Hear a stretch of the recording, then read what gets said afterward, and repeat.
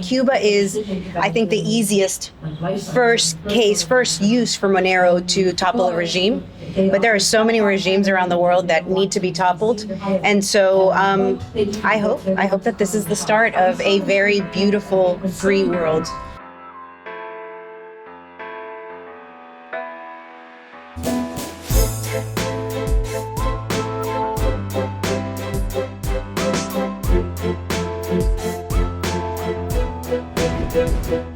Martha, thank you for being with us today. I'm so happy you're here. And what we really want to know is, how did you come to Monero? Because you've been involved in politics, right, with the Libertarian Party and so forth. So what brought you to Monero? So because I was involved in politics, because I was a libertarian, I knew about cryptocurrencies in general, Bitcoin being the big one for years now. Known about it. I can't even tell you when I first, probably with Ross's case, Ross Ulbricht, I became aware of, what crypto was and the Silk Road and all of that. But I really have to say, I didn't see the value for Cuba, for what I'm trying to do until later on, when I realized that this technology can change the way things are done. We can literally topple the regime, which counts on their fiat currency, that counts on dollars and euros being sent with something else. So I started down the path of searching for a way to help Cuba, and I came across Monero because in Cuba we need the privacy. If people are caught receiving money and at the same time being against the Cuban regime, they can go to jail for 10 years. So, privacy is really the number one thing. It's great that you can, use a cryptocurrency and get around the regime, but you need that privacy. So that's how I got to Monero. Actually, I was introduced by Erica Gemma. Okay, right on. Yeah. So do you know of anyone already using Monero in Cuba? Yes, there's actually, some people have reached out to me and told me that they can, but apparently there's a little bit of a difficulty downloading the wallet itself. So we need to get the wallet some other way, not downloading. But yes, it is being used in Cuba. Or people are downloading and using it in Cuba. You guys send gifts to Cuba, right? You guys had sent packages to Cuba. This is a thing that the Cuban community here does. Right. So flash drives with wallets or something? Absolutely. We could totally do flash drives. I started with the July 11th protests. After that started, Cubans they didn't have access to medicine. So we started sending medicine to Cuba. I've sent close to 1,000 pounds at this moment. We could definitely just, somehow, the same way we get medicine into Cuba with going around the Cuban regime, we'll be able to get those drives in. Yeah. Okay, so you were involved in politics with the Libertarian Party. You're not there anymore. What are you up to then?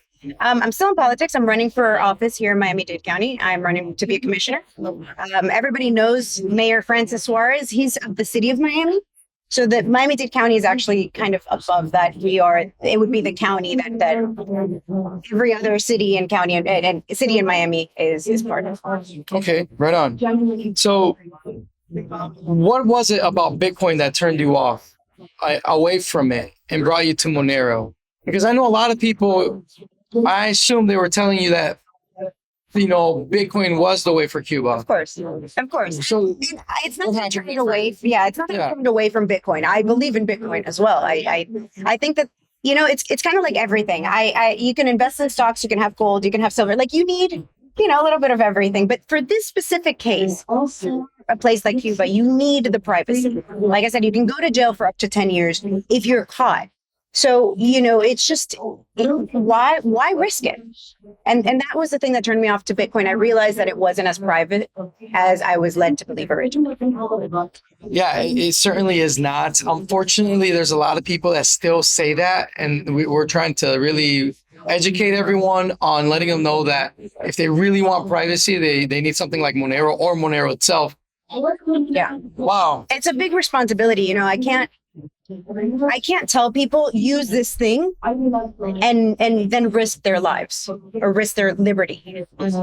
Deprivation of liberty is a huge deal. I mean, again, going back to Ross Ulbricht, 240 years in jail for the Silk Road, when every person who's actually sold the drugs on Silk Road is already out of jail. That deprivation of privacy is huge, and governments use it to scare people into not doing these things. It's the ideas that scare them. And so you really just have to, that responsibility led me to Monero. I cannot in good conscience say, hey, go use this other thing if that thing isn't going to protect them. It's no. It's interesting how this use case of Cuba really, brings forth the fact that you need to have sound money. And is there any fear of people in Cuba, would you say, to use something like Monero or cryptocurrency in general? I don't think it's fear. I think it's the lack of education. Okay. I think that most Cubans don't know about cryptocurrency, and not even just most Cubans. I think most normies. I kind of feel like we're in a Harry Potter world. The people not in this community are maybe fearful of cryptocurrencies in general, maybe don't understand it. So it's a matter of education. I don't think anybody's really fearful itself. Okay. So how do you see this evolving in Cuba? Do you think people are going to actually take on to Monero? Of course. Every person that I've talked to about this, they're like, yeah, that's actually, it's so simple, right? I mean, if you're going to use a currency to exchange between people, why not use something that you can take with you? Because that's the thing. Everybody is leaving Cuba now. Nicaragua opened up their border, obviously to come into the United States. Nicaragua removed the issues for Cubans. Cubans can now travel to Nicaragua without a visa. So everybody's heading out of Cuba in mass, thousands every month. Wow. There are about 15,000 Cubans crossing the Mexico-U.S. border every month right now. So all of those people get there by going through Nicaragua. We're talking about mass exodus from the country. And every 10 years, the Cuban regime does this. It was Mariel back in the 80s. Every so often, the Cuban government needs to release the pressure. They need to get the people that would actually bring about change in the country out. Otherwise, the regime would be toppled by now. So they do this about every 10 years. And right now, it's through Nicaragua into the U.S. And so people need to take money with them. Right.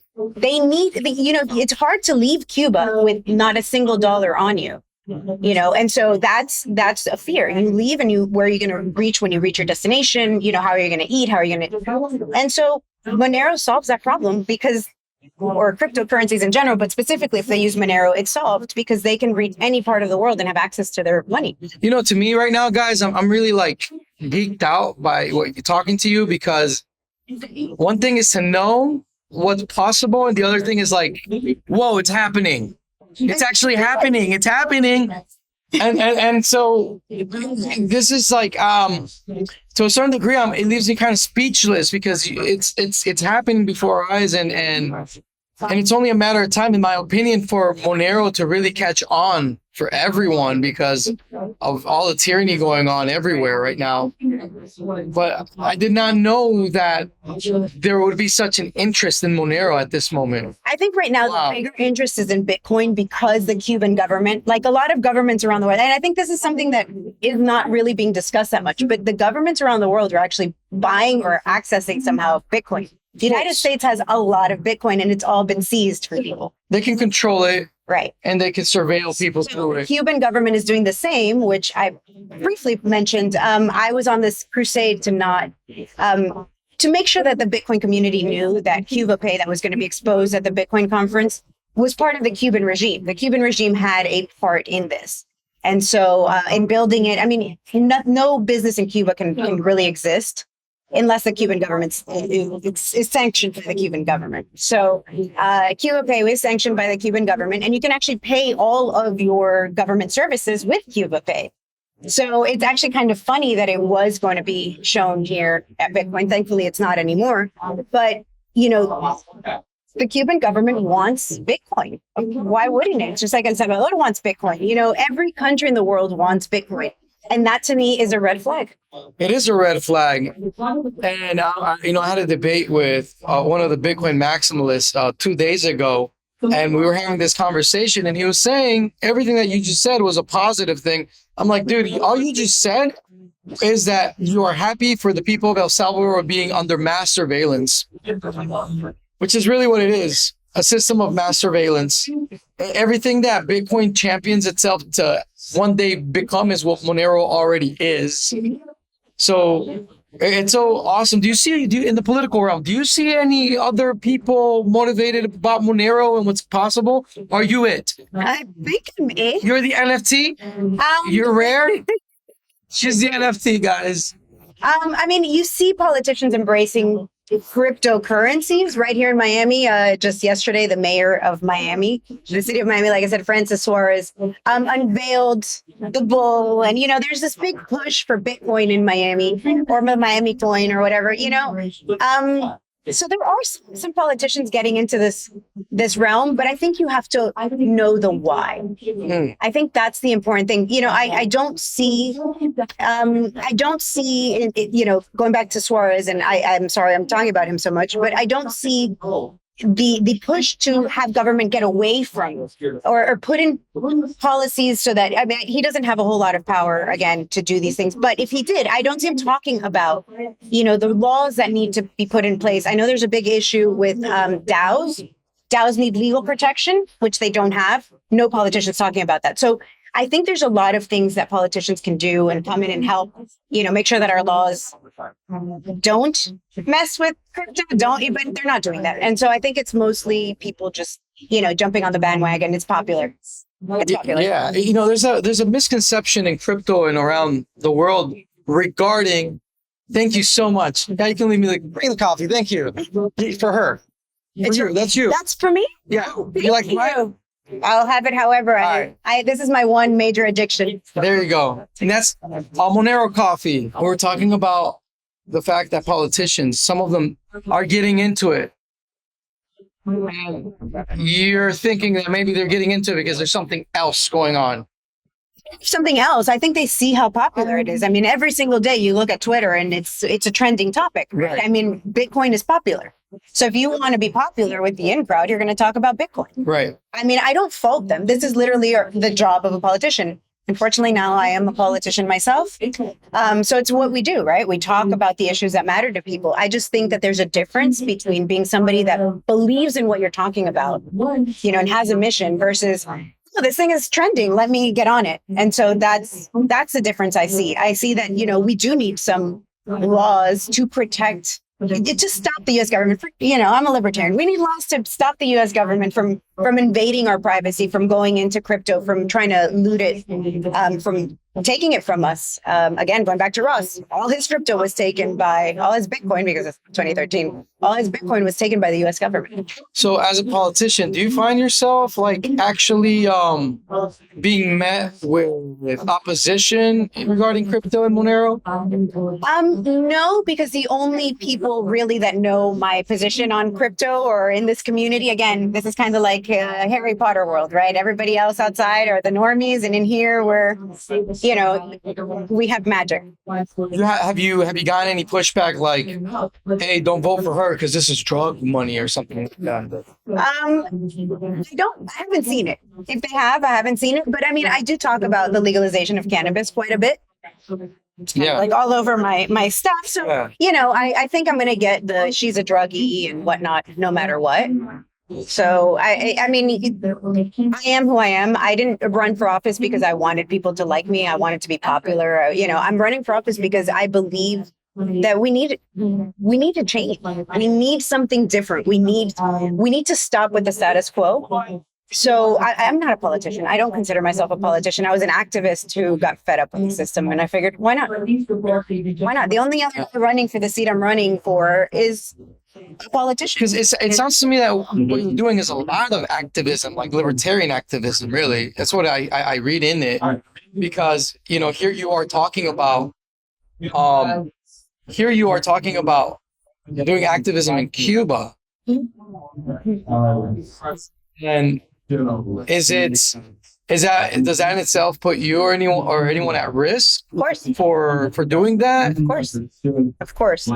But listen, my family members went out to protest on July 11th. They went out into the streets. There are currently over 50 children in jail in Cuba, political prisoners that are children between the ages of 13 and 17, for going out into the street and peacefully protesting. There's almost 1,000 people in jail in Cuba right now for protesting on July 11th, of all ages. Yeah. People have been killed. They've been murdered. I mean, yeah, I'm putting myself at risk, but I am happy to do so. It's an honor to do so. How can I tell other people to go out and risk themselves if I'm not willing to do that? That's right. Thank you for doing that. Really appreciate it. Yeah, that's wild. So, the thing with sound money is that there is this idea that Monero is not compliant with the law. Monero is compliant with law. And that's something a lot of people don't know. It is, because there's always optional disclosure. You're just simply not using an open and transparent ledger that is transparent by default, where you're constantly open to financial voyeurism and mass surveillance. So Monero is compliant with the law, but the disclosure is optional, as cash is, as it should be, because we're talking about your private property. And if you're allocating funds for, let's say, a family office for a portfolio, you do not want everyone in the world to know what the secret sauce of your investment is. So Monero makes sense. Right. Makes sense in so many ways. Do you see yourself in the future pushing for any legislation to help with this understanding of Monero? I mean, I don't know. And the position that I'm seeking is something very local. So where I could, absolutely. But I don't know that I see myself doing that. I mean, I think that the best government is the smallest government. So the more we can push to get government out of our lives, the better. But I don't know right now. I mean, and if anybody has something like this, please bring it to me. If there's legislation that I could push, let me know or talk about it, because talking about it is the first step, right? So if there is something, I'm happy to hear it. But right now, I don't have. So you would never consider running for office, like Congress or Senate? Oh God, this is that question that I get all the time, and the reality is no. I have no ambitions to run for anything higher than the office I'm currently seeking. I'm not a politician. I'm a business person. I'm at the same time, I run my company. You know, I'm doing other things. I'm a mom of 4. So this isn't what I want to do with my life. I feel like it's a duty. You see, there's problems. You know, and I started running for office before the July 11th protest started, before I really got involved in this mission to Cuba. So I started that, and I'm not a quitter, so I'm not going to leave it. But the reality is, I want to do something to help my community and then step away. I intended to run as a 4-year candidate. I can't say that, because I don't know that in 4 years everything will be accomplished. And you know what? If you reach the end of the 4 years and people are like, please do it again, I'll consider it. But the reality is, I'm not a politician. So do you see more change doing something meta political like Monero than politics itself? Of course. Because I see you going Monero hard, and it's almost like the politics is almost an afterthought. So it seems to me like if anyone were to run for office, you would be probably a person that we would support, because you know what I mean? I am running for office. I did bring petitions. If anybody can sign a petition for me, I'd greatly appreciate it. Anybody in Florida can sign. You know, like, I don't know. I hope the Monero community will support me. I hope the crypto community will support me in this run. But I don't know. I haven't seen I haven't seen it. I haven't seen that push just yet. Although I am here. So, I mean, you know, I think it's a big start. Okay, awesome. Well, thank you for being with us. One last message you want to leave everyone, because your apply for Cuba is very, very important. And please, Mike is yours. Thank you so much. So yes, that plight for Cuba, it's for Cuba right now because it's so close to our shores. It's 90 miles away from Key West, 200 miles from where we are right now. So Cuba is, I think, the easiest first use for Monero to topple a regime. But there are so many regimes around the world that need to be toppled. And so I hope that this is the start of a very beautiful, free world. And where can people find more about what you're doing? And a lot of people that are watching this have already by now watched her presentation with a QR code to donate money to send and help people in Cuba. That is correct. I'm getting started here. You know, really making this push for Monero. This is something that came about fairly recently. I was not on this train. I didn't realize how powerful this tool was until fairly recently. So we're just getting started, and I'm really here at this conference to learn more and be taught, be told how we can actually accomplish this mission. But we're here. We have a little more time, so let me ask you a couple questions to see how we can help you out. Go for it. How to get liquidity into Cuba of Monero? What methods do you foresee happening in order to Right. for that to occur. So the mass adoption that I talked about on stage, I think that there's a very easy way to get people to adopt it. And that is Cubans make less than $40 a month. The elderly receive a pension of $10 a month. So $5 in Cuba goes a long way, so any amount that we can give to people to incentivize the download will be huge. But as I mentioned, the adoption will happen because people need to take their money with them.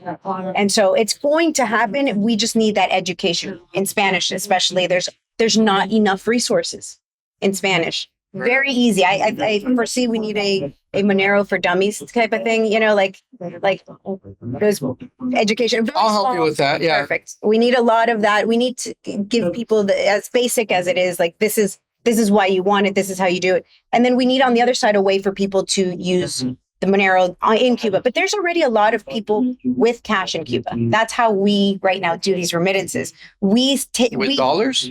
With dollars and euros. Actually, dollars right now in Cuba are illegal. So it's really hard to find euros here in Miami because we Cubans have bought it all and sent it to Cuba. I mean, it's huge. The Cuban government has this very stringent control over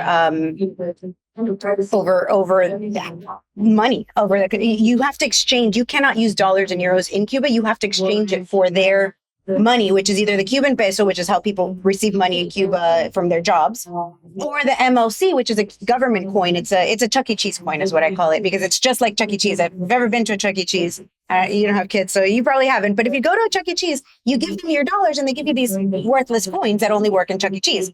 That is MLC in Cuba. You give them your euros and they give you this worthless coin that works nowhere other than in Cuban government stores. So people are hungry for a currency that they can bring with them. And average Cubans, if you don't have family outside of Cuba, you have no access to dollars or euros. So the way that the liquidity would work, it would be the Cuban community in Miami, or just the Cuban community outside that's in exile, for them to acquire Monero, and then they can move Monero with their family members in Cuba.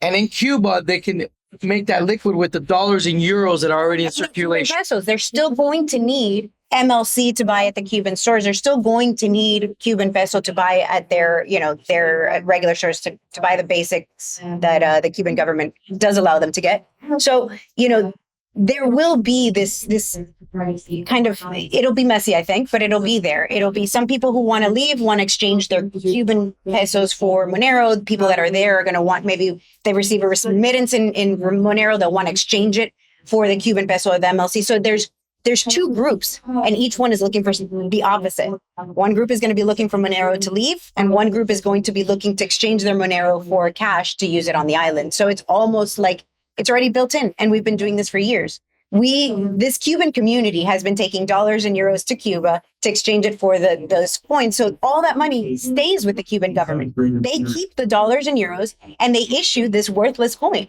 Oh, wow. So, I mean, what we're trying to do is what the Cuban government is doing, but outside of the Cuban government, to go around, to circumvent the Cuban regime. People will still have to use the Cuban coin unless we can actually get goods and services into Cuba using this platform that I'm talking about. We need a platform, and I envision like an eBay style where you can list your own things, and also exchange, using Monero. We need a way for people to do an easy exchange, like ATMs or whatever the case may be. And all of this has to happen underground, unfortunately. So we've got a lot of work ahead of us. Are there any projects that maybe from the community that's working on things like this? Yes. Okay, but you can't talk about it. Okay. Sounds good. There's a lot of people in the Cuban community, and we're not coordinated. And it's one of the frustrating things in my life.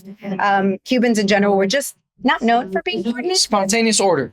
So there's all these groups all over Miami, and the older generation, the brigade, and everybody's working on different projects. And I'm starting to create that consensus, I hope. I'm starting to work with these groups. Awesome. Yeah. So the main thing is the main thing then is to get you guys material in Spanish. Yes. Okay. Just education. That we can put it on flash drives and mail them to Cuba. People share. That's another thing. There's a in Cuba, they call it a paquetazo. And you basically for, a few pesos a month, you get a distribution. You're on a distribution list of TV shows, of, certain stuff. So we're already used to this. All of these things I'm talking about is based on something we're already doing on the island. So it's just a matter of within our own community, we need to find a way to incentivize people to teach each other. There has to be some sort of reward, in it to help each other. Like there's here. I mean, a lot of people do it for out of the goodness of their own hearts, but we're trying to topple a regime. So we need a little bit of incentive as well to get people to download, to help, to mine at some point. Okay, what would be that incentive? What can you think of? Working on that. You can give us an example of what that incentive Sure. So if somebody wants to teach somebody else, if somebody wants to teach classes maybe, or get a small group together and help somebody, maybe we can incentivize that person that's doing that in Cuba by giving them some Monero themselves. Yeah, of we course. need that push. We need to be like, oh, you're going to do this, you're going to be educated, and you're going to teach people. Let's help you out, so that more people do this. And of course, the incentivize we'll incentivize them by giving them actual Monero when they download. So there's just so many ways that we can do this thing. And I'm saying $5 per person. I mean, as much money as we can get into Monero, into the island in Monero, I think, Wow. the more we get, the easier it'll be. This is huge. Yeah. It's wild to me how like a place like El Salvador is giving people fake freedom. And here are people that are really under slavery, realizing on their own where real freedom is. It's wild. Yeah. That Cubans didn't have internet really, like cell phones and whatnot, until 2018. And it's amazing. They go on these Twitter spaces and they talk on Twitter spaces. And one of the proudest moments in my life was listening to these Twitter spaces and people saying, no left, no right. We just want freedom. That's beautiful. Seeing these people that have been like I've been saying for a while, they're slaves. They're slaves on this island. This is a plantation island. And they're seeing the path to freedom. And it's beautiful. 63 years of this. And I think we're close to the end. Yeah, I really hope so. Me too. Yeah, it's been a long, I want to buy a house in Havana when it's free. Should I just buy it now that it's cheap? I mean, I can't guarantee that it'll be yours after that, though. I know. Think about it. The Cuban regime stole from so many people. I don't know how we're going to work this out. There's a lot of work to be done. Could you buy real estate in Cuba? Of course. But you would have to three stands of Castros. It's open now. People are selling their properties. I don't know how it works. I haven't looked into it because, as I said, I've never been to Cuba.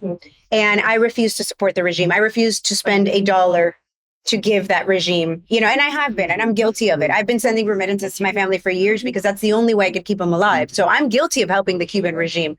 And as you know, you're Colombian Cubans. The Cuban regime is in Venezuela, is in Colombia, is in Nicaragua. It's all over the world. That is their goal. They've stated openly that their goal was to push the USSR's regime, like that idea, around the world. And they're doing it. They've done it in so many countries in Latin America. So I've helped support that with my remittances, and I'm here to say that we need to stop that. And Monero's the way. We didn't have the technology before. Now we have the technology. Guys, this is huge.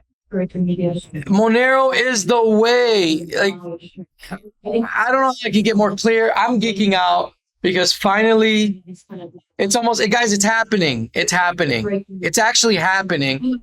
And I think this is a call for the entire Monero community to step up and maybe use this.